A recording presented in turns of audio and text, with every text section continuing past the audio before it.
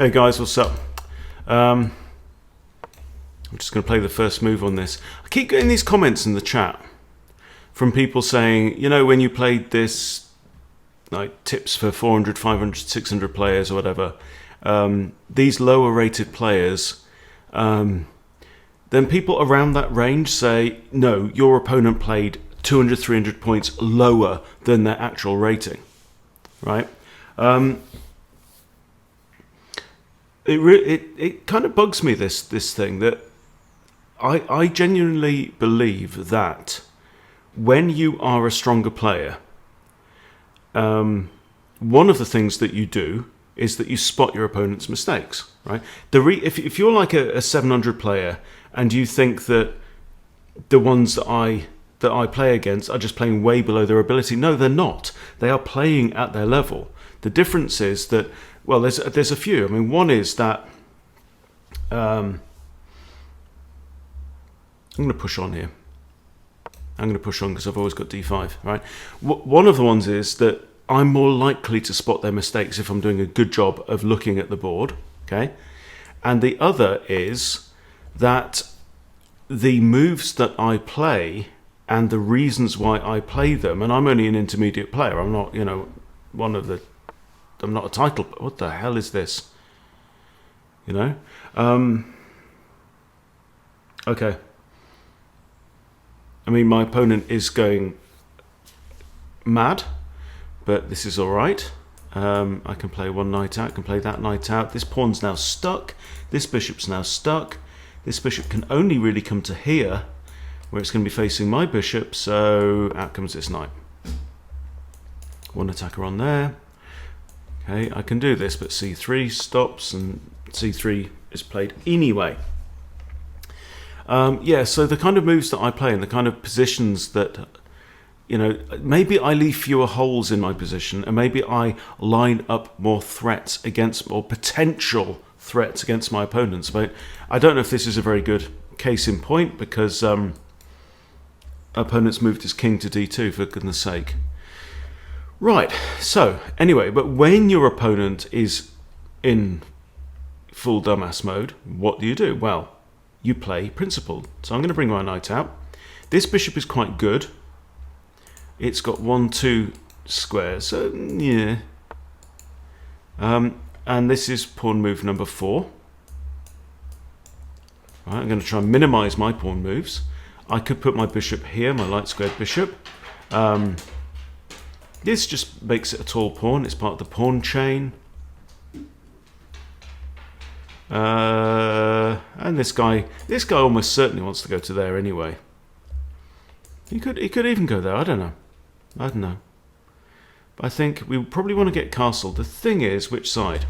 Because my opponent has g4 and g5. So he could push pawns up either side of the board, really. So what does he want to do? He's really making life difficult for his own pieces. I mean, if this knight comes out, zap, I can delete it immediately. This knight actually has no squares whatsoever, because there it can get taken by a pawn. This bishop can't get out, right? This is the most unprincipled play. And, you know, I've not started 15 games waiting for somebody to go full tard on me, right? There is a tactic here. I could come in, but then that bishop, really?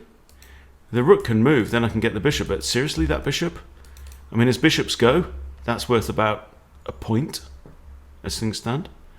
So what do we do? Bishop here?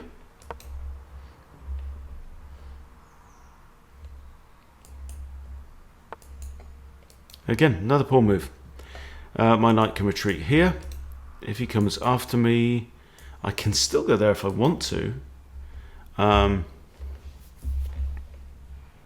think I'm just inclined to do this now. I'm just getting my pieces out into the board. I'm playing a little bit by instinct.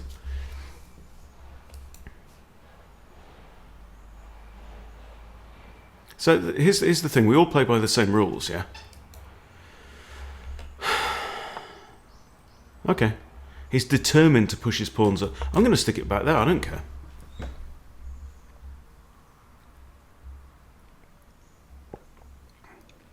Franco Feliziani. His Italian name. Jesus wept. Right, I'm going to put either my knight on there or my queen on there. Do I want to castle my king? He's spent a lot of pawn moves so far in this game. He's developed one piece. Oh, and the king. You know? I'm thinking about pawn breaks. I could push f6. He takes towards the centre. I get with my knight. That's pretty good. With the idea of probably castling that way. But then, considering the angle of my pawn chain there, thinking my bishops probably want to come around there. In fact, my bishop could even go there now and pin this pawn, but it's not like that pawn can even move. This is ridiculous. I could push h6. Then if he pushes, I can push on. Should we stick the knight in here now? Now he's made a hole for us. Yeah? And it's just different thought processes. That's all it's about, really. So if I take that bishop and king takes, the king is the only defender of this pawn here. Oh, look. Development.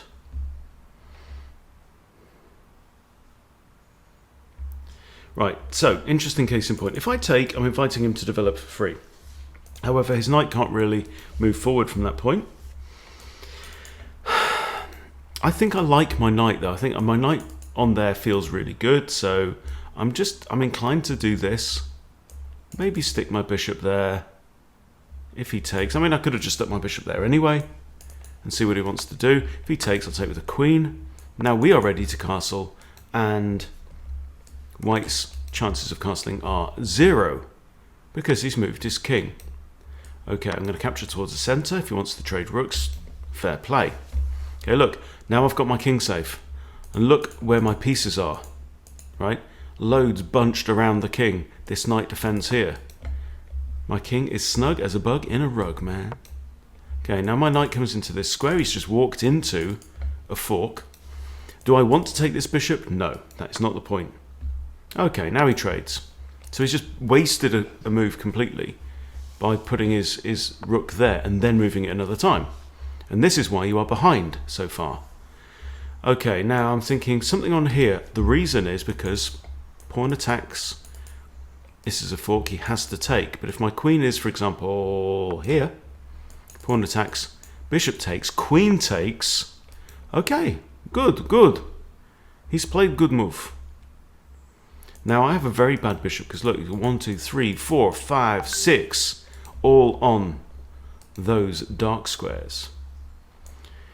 Rook h2, bishop is undefended, right? Always keep in mind what is defended and what isn't. That's defended twice. Defended, not defended. Defended, right? So this pawn is not defended. Yeah? So what do we do? Could we swing the knight round, attack the king and the undefended pawn? Seems like an idea. And then, you compare what I do to a titled player, and again, it's going to be chalk and cheese. They are thinking about positional ideas and seeing tactics within tactics that I just don't. Okay. So another pawn move. Queen's never moved. He's got 4 pieces still on the back rank that haven't played any part so far in the game. Rook h1 would actually pin this knight on the queen. This attacks the bishop, and the bishop can't move. So what's he going to do? What you going to do? Right? Remember, the bishop is also the only defender of this. Ah, by the way. Okay? So what I'm doing is I'm stating the facts that I see about the game. One is, okay, the king has moved to here to prevent, like that, for example. In fact, that wasn't even really a threat. It was kind of a threat when I was going to win a pawn, like this, and if he didn't go there, I'd have won the pawn. But after this check, I think I'd have just shied away and like tried to protect these undefended pieces. Or, yeah, the knight's defended, but hey. But now, so what I'm doing is I'm stating the facts, right? The king's moved to there, and that is then a knight forkable position. Okay.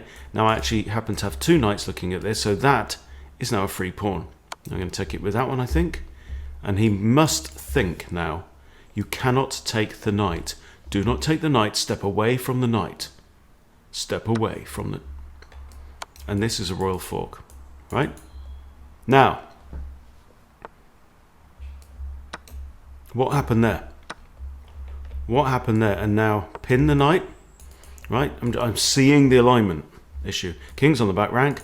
Knight is there. Is 1-2 moves it would take for the king to defend the knight. King can't defend the knight. The game is lost. This pawn hangs. All right. Now I take, because the pin is no longer there. Now this knight is pinned. You know what I mean? Queen here is check. That he has to go to the second rank, and then I believe it's a simple ladder mate, isn't it? There you go. There's only one place you can go onto the back rank, and that's checkmate. Okay. So what did we learn? Right? If there are guys out there who are thank you for playing again. Grazie mille. Grazie. Okay. If there are guys out there thinking, look, I'm a 900 and I play lots of games against 900s, and my opponents never play such terror. I mean, this is terrible as well. The Barnes defense. The Barnes, I've almost never seen it, but there's a thing, isn't there? Right, I'm going to play d4 anyway and just control the center. I think if he does this, if I take and he takes queen... Oh, hang on. It's so rare. I just don't know it.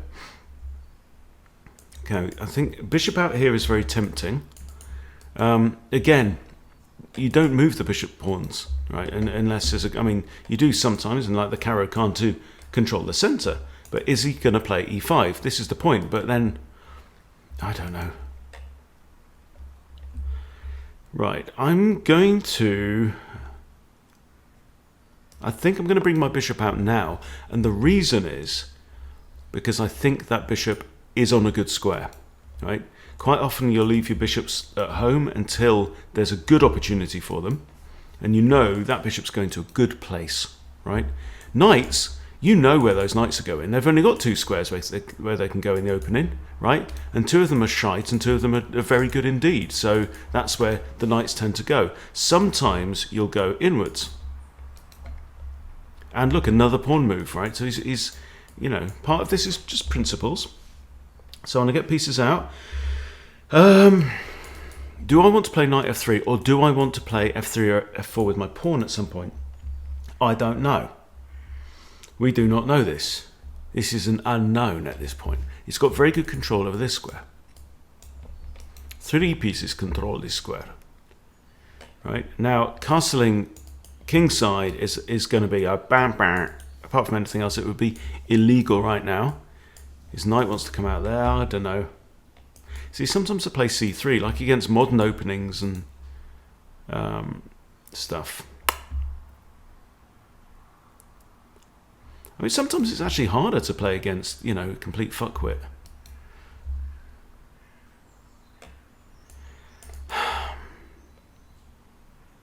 Is that more flexible?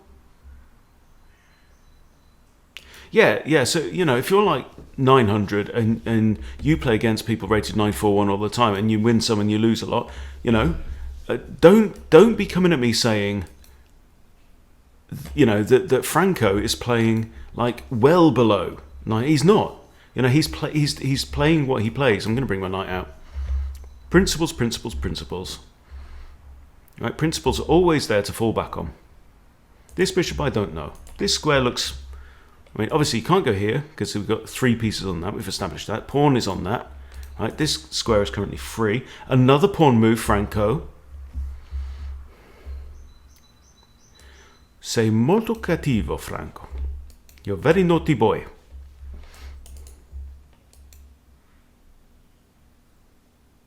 Don't make it...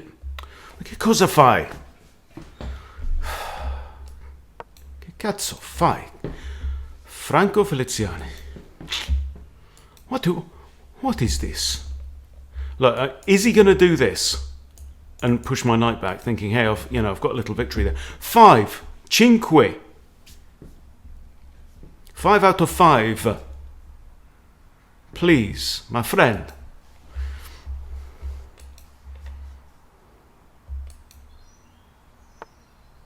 Okay. Now, it can sometimes be an issue to bring your knight out in the face of a potentially advancing pawn. So what we then do is we say, well, if I do this, then what's he going to do? Well, he can just slot his knight straight onto e5. But then I have f4. And then what does he have? It's no, no, maybe. But then I kick again. Is it time to strike? Is the iron hot? Is it hot? We don't know. Do I just continue to develop? How about this? My problem with this is e5. e5, I'm not sure. So I think I'm going to go slightly aggressive now. Right? I haven't completed development, but it's a tactical opportunity. He can't go there because knight. Okay, he can go here. Right, I'm going to be the one to press pawns now, but I'm doing it for a reason.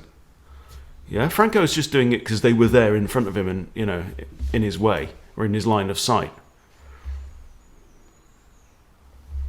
He can come here. He can come here. If he comes here, I could kick him again. So my plan, my strategy now is castling long, obviously. Right, so I'm guarding that. I'm currently guarding that. Okay, so now if I kick him again, where's he gonna go? Franco. Dove vai? So what's a horse? Could be the same word for a knight, isn't it? Uh-oh. Okay, well, it's a piece. Can't take with a pawn because you lose a rook. You have to take with a bishop. Congratulations, well done. And I don't want to sound like I'm disrespecting Franco too much. Do you know what I mean? But my point of this video is you do dumb stuff, right? Or relatively dumb stuff. So Franco Feliziani is actually above, he's in the top half of players on chess.com. Right? So, you know, I don't seriously mean he's a dumbass. Yeah?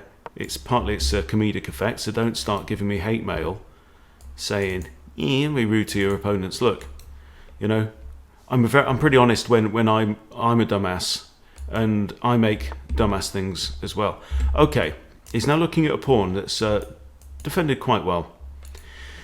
So, I'm not worried about this. I could push g3. It's a slightly, you know, securing, or just, I think, just long castle, yeah? Long castle. And can you feel the difference? Look at the solidity. Look what's happened again. Look where my pieces are, right? Now, I'm not here to say that you should always cluster all your pieces around your king. That's not the point. The point, dude, is I've put my pieces in positions where they're useful. Yeah, it is down to the game. He's got a bishop there that's got no prospects whatsoever, right? Can't go here. It's got a choice of 3 squares, right?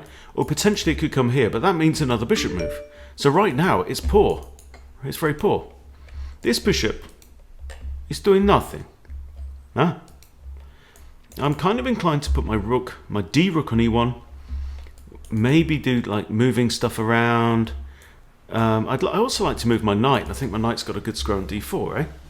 d4, he can come here, look. And why can he come here? Because dummy has moved his pawns forward. Right? Not this one, but yeah. If I come here now, check this out. Okay, he's got 2 attackers on here. That's the first thing I'm noticing.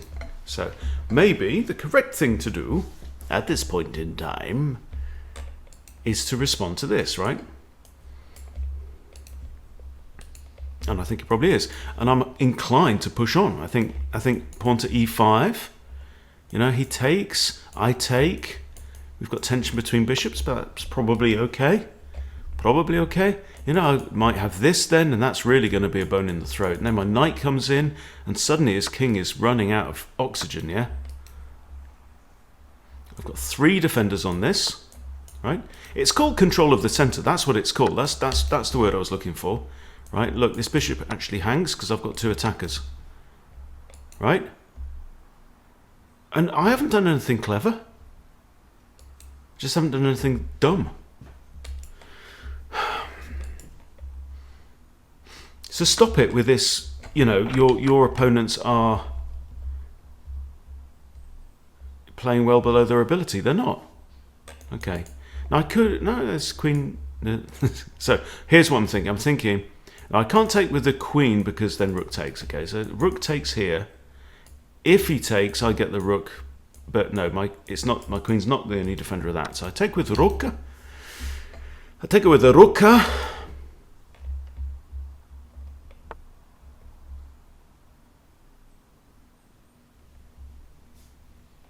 All right, and then the other thing that I'm doing is I'm looking at this, and I just stop everything, wipe everything. Okay, new position.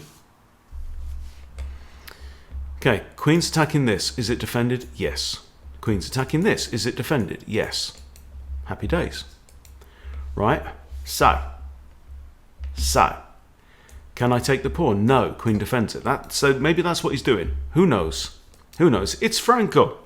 You know,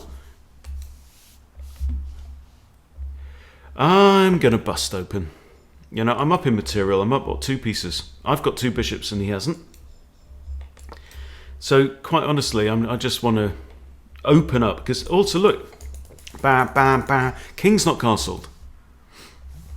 King's not castled. And why isn't it king castled? Because he's moved king pawns all over the place. Stop it. Oh! And here we have a tactic, boys and girls. Can I get away with this? I don't think so. You know what I'm thinking? I'm thinking queen here. Da-da, right. Hang on. There you take my queen. Don't I get another one? That'd be a laugh. Let's do that. I get another one. Then his has to go back, yeah? He has to go back or else I... Ow! Franco! Franco, my friend. Okay, brilliant. See, I didn't see it. I told you I'd do dumb stuff, and now he gets my bishop. Okay. Right, game on. Game on. So I've got 2 rooks and a bishop. He's got a rook and a queen now. Okay, I can do this. This is actually a fork. Bishop fork on... Yeah, I did this against the catbots as well the other day. Too busy talking trash. Okay, now where are you going to go? In fact, he's only got 1 legal move, isn't it? And then I believe I win a queen. Damn. I bet he got really excited then as well, bless him. Bless his little soul. Right, now let's finish this off properly. Let's do a proper job on him. Yeah? So what do rooks like to do? They like to be with their friend. You've got a friend in me. You've got a friend in me. You know that song from Toy Story? It all feels like, oh, that must be from the 1960s. That's like a Bing Crosby song or something. No, they wrote that for the film. Insane. Okay, my only concern is this pawn. There's slight concern over this one, but I can take that one out. I'm thinking here, right? Because I want to win this pawn and open up lines for Eddie. Yeah? You want to open up lines for Eddie. My rook is also defended there should the king come here because Eddie defends, yeah? So see, if I come here, for example, he can do that, which is the best move probably, defending 2 pawns. But then I do this, king can come in there, it doesn't matter. I can win. Cavallo. Cavallo is the word I was looking for. Cavallo. The caballo in Spanish. Okay. See? Rook's defended. Anticipating your opponent's move. Also giving some little thought to what your opponent is trying to do as well is not a bad thing. Okay. So now I can take the pawn. Because 1 rook when your opponent has no rook is usually a good thing. So I'm quite happy to trade off here. Because my rook can zip all over the board. It can partition off areas of the board where the king can't, enter. And I think we now pull the same trick, don't we? Here, I'm threatening to take there. Whatever he does, I take there. And my rooks are paired up. so we're not in any danger. I go here, he takes that pawn, he loses a rook. No dice, mate, no dice.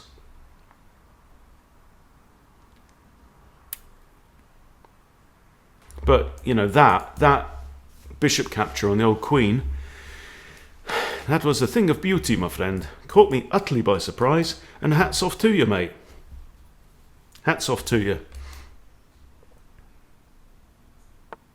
Now, he could actually take that pawn, because he had two attackers.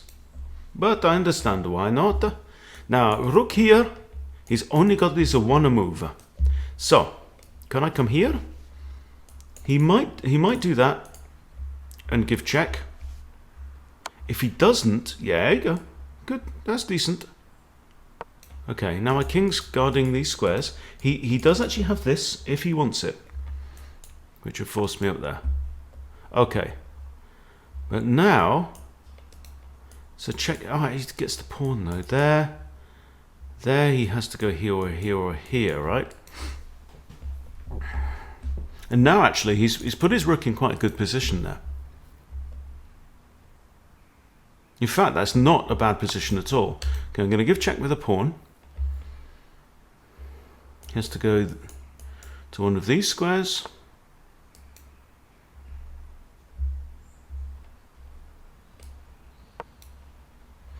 Let's say he advances the pawn. I've got check here. Check here. I think he only has that, does he not?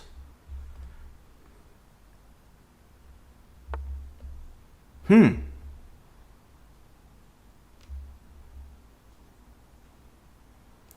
think I might be in some trouble, you know, with my two rooks, or my big talk. He's played an excellent endgame up to this point. Here, he gets the queen, I get the rook. Here, we trade rooks. So here he takes, I take. He gets the queen, I stick my rook there. Oh no, his queen comes with check.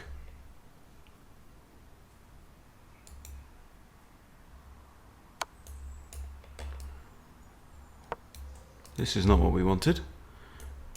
And my pawn now, so I have to play this before I can put my rook behind my pawn, assuming he trades.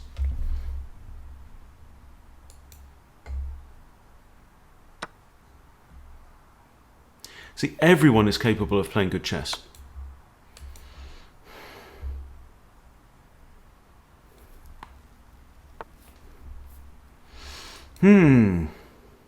Isn't this interesting?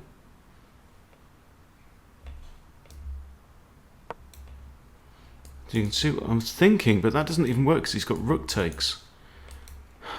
That vexes me.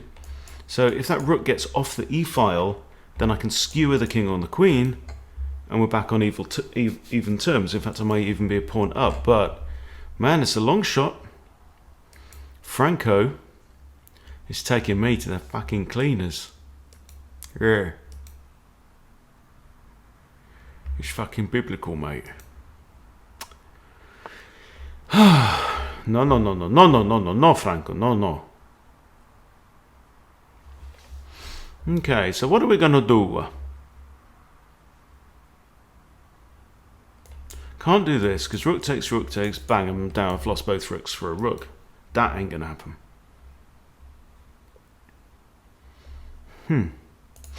Have to put a rook there. I just don't know.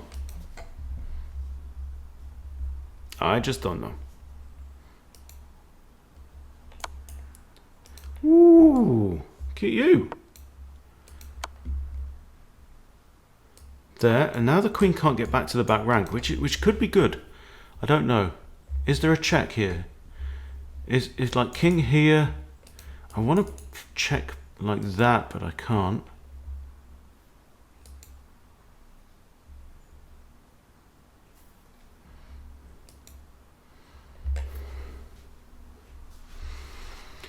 Also, got to be very careful. If I go there, then queen a1 is mate. It's king guards. Okay. Here, he's got queen here, but that's not the end of the world. He's doing a good job. He's holding that rook on there. It's very important. I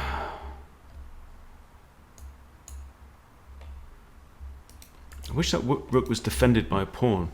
So this one is, but my king's on the wrong side. If my king was like here, I could come here and then, you know, cause mischief, but I don't know. It's a world of pain. That advanced pawn, I was just too casual about this pawn coming forward, eh? Okay, if I take queen takes, if I don't take...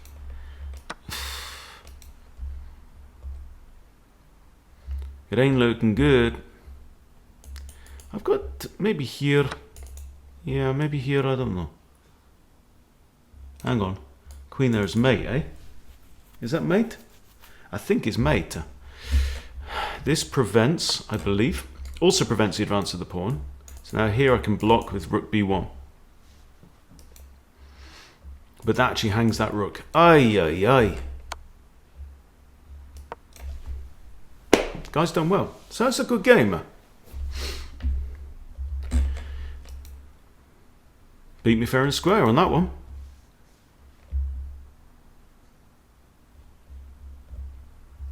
It's got too casual. Let's see if he wants another. The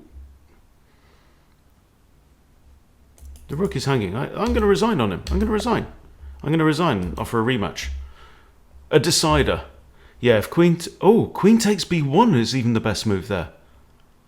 What? Queen takes b1 was the best move. I takes... Wow. Wow. Looks like he doesn't want one. Oh, well. But there you go. So, I mean, let's have a quick look at the review on that one. Yeah, I mean, like I was saying, I did start saying earlier on that sometimes it can actually be quite a challenge to play against the lower rated player. So here I'm like plus 10, plus 14, you know. I screwed up here. I screwed up here. What did I do? Okay. And that was a mistake. Should have come back with my... I didn't even see that. Huh. Oh, yeah. You see my bishop...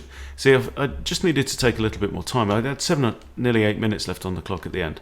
But anyway, so I messed up. He did this, and then this. And then that's a blunder because of that move. Great move. And then we win the queen back, right? But then we come along, and there was one major blunder here. So what did I need to do? I needed to stop this pawn. Okay, but white is still winning at this point. I did that, and that is the losing move. And okay, so rook to here. Then it's either this or this, right? King e4 is actually the better move. But you see, I allowed him to quarantine my king away from the advancing pawn. That was the big issue there. And then rook back to f1.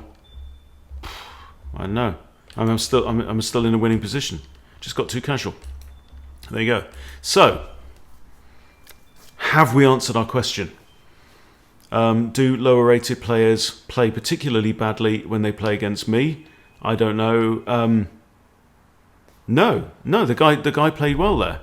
Let's look at the review on that. So he played better than me. He played 68 accuracy, I played 66, and he played like a 1350. And that's what happens. Sometimes we play worse than our rating, up to about 500 points, and sometimes we play better than our rating, up to about 500 points better. Okay, but what makes the difference, a big difference in that, is how well your opponent plays. Now, I played a lot better than him in a lot of this game. I got a quick advantage, right? And I maintained that advantage, and then I took my eye off the ball and buggered up majorly twice. Okay, now, hang on, just about this. There was a drawing opportunity. I shouldn't have done that. Rook f4. Rook f4. And if he advances, I capture this pawn and then come here. Is that what you're telling me? Why? Oh, man.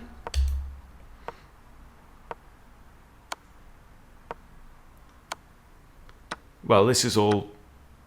Nah, come on. Come on, that's just stockfish being stockfish. That's ridiculous. Anyway, yeah. It's your fault, you put me off. That's what it was, you know? But look, fair play. The point is, you know, if both players are trying hard, then a stronger player should embarrass a weaker player. They really should.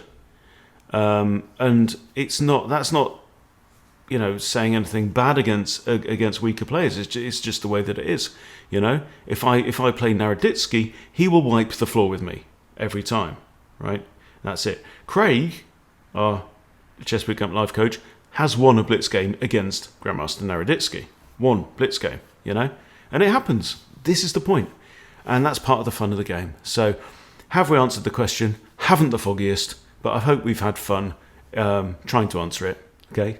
Thanks for watching. See you soon.